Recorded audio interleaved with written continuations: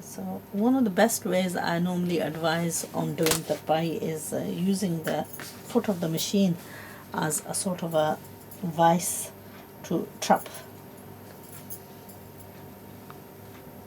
the material, so that it's easier to actually do. But tarpai is relatively easy. All you're doing is taking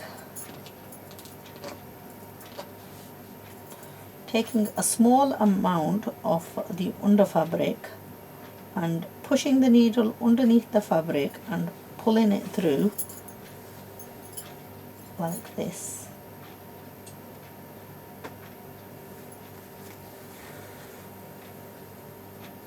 So it's come up on the top side. You're taking the needle, just taking a small portion of the fabric, very, very small portion of the fabric, and then pushing the needle underneath the turned over fabric which I've pre-stitched, and that way you just keep going. Now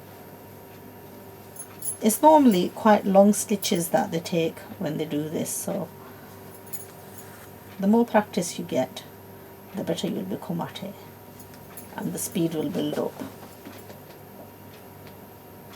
So whenever you do something new, you're relatively slow. Now if you look on the underside of this, it's hardly, you try and use as much of a matching thread as possible, and that will stop. And we keep the finger just underneath. I mean, you can use a thimble if you think you're going to go and poke yourself with but you can sort of feel for the needle.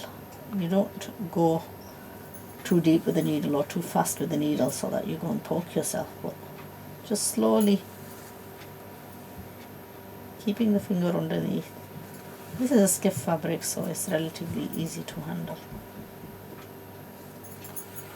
And if you keep this trapped in underneath the machine foot, it'll be a lot easier for you to, and a lot quicker to do. So we'll just take a pause here. We'll come back and do a description of the buttons as well.